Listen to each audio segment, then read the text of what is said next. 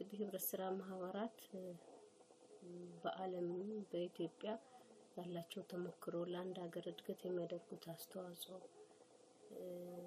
ሰዎች ደግሞ ግለሰቦች በህብረት ስራ መደራጀታቸው ምን አይነት ጥቅም ያስገኛቸዋል ምንስ እንደ መንግስት ደግሞ ምን ኮንትሪቢዩት ያደርጋሉ የሚለውን እንደው የምናይበት ፔጅ ነው ማለት ነው።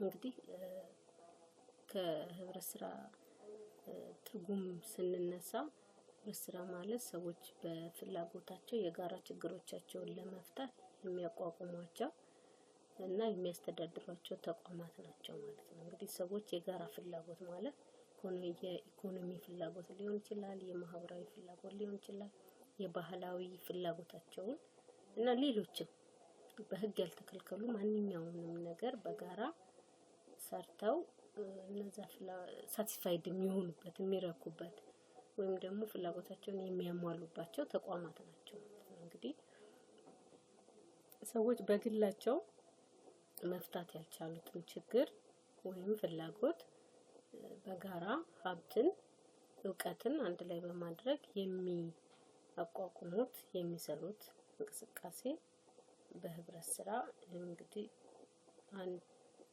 የቢዝነስ ተቋም ሆነው የሚንቀሳቀሱ ናቸው ማለት ነው። ማለት አራተኛ የቢዝነስ ተቋም አይነት ናቸው በዓለም አቀፍ ደረጃ።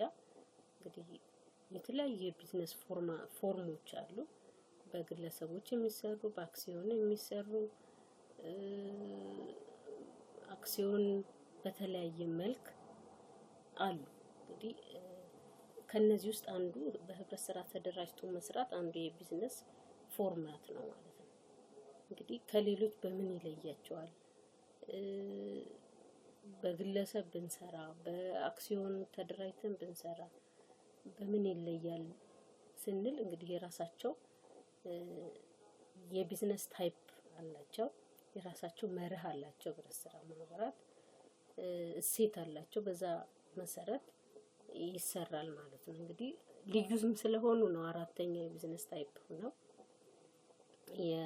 የባለም አቀፍ እውቅና አግኝተው የሀገራት የተወሰነ እንደ ሀገራቸው ነባራዊ ሁኔታ የተለያየ ፎርም ቢኖራቸውም ግን በአብዛኛው በተመሳሳይ መርህ የሚሰራ ማለት እንግዲህ ኢንተርናሽናል ኮኦፐሬቲቭ አላያንስ የሚባለው ድርጅት በየጊዜው የህብረት ስራን አሰራር መርህ ዓለም አቀፍ ውይይቶችን በማድረግ አንዳንድ ነገሮችን ማስተካከያ ቢያደርግም ግን በአብዛኛው ሀገራት ተመሳሳይ ትርጉም፣ ተመሳሳይ እሳቤ፣ ተመሳሳይ መርህ ይዘው ይሰራሉ ማለት ነው። እንግዲህ አፈጻጸማቸው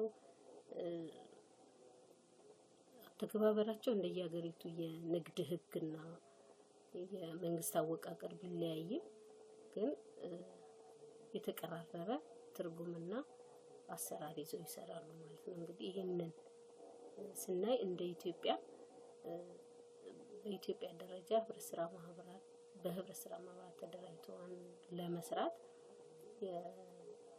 የኢትዮጵያ የራሷ የህብረት ስራ ህግ አላት።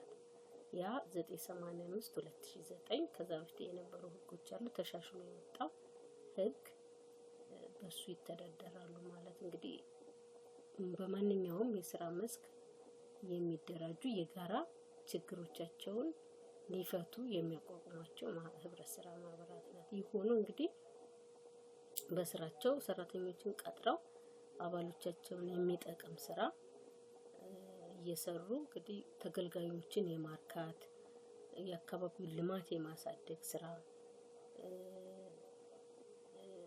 እንግዲህ ሴንተሩ የአባላት ፍላጎት ቢሆንም አባላት ማለት አካባቢ ላይ ያሉ ግለሰቦች በአካባቢ የሚኖሩ ሰዎች ስለሆነ የነሱን ፍላጎት አረኩ ማለት ለአካባቢው እድገት እንዲሁም ለአጠቃላይ ለሀገሪቱ ኢኮኖሚ የራሳቸውን አስተዋጽኦ ያደርጋሉ ማለት ነው። እንግዲህ በአጠቃላይ የህብረት ስራ ትርጉም ስናይ ሰዎች በግለሰብ ደረጃ ሊፈቱት ሊሰሩት የማይችሉትን ችግር ወይም ፍላጎት በጋራ ተደራጅተው በጋራ ሆነው ያላቸውን ሀብት እውቀት አንድ ላይ አድርገው የኢኮኖሚ የማህበራዊና የባህላዊ ችግሮቻቸውን የሚፈቱባቸው በራሳቸው የሚያስተዳድሯቸው የሚቆጣጠሯቸው ተቋም ናቸው ማለት ነው።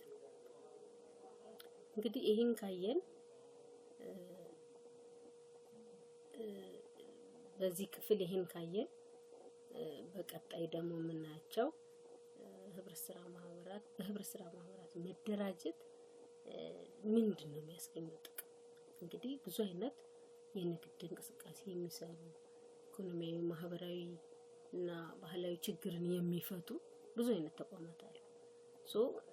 በህብረት ስራ መሆኑ ምንድን ነው የሚያስገኘው ጥቅም ነው ጥያቄው።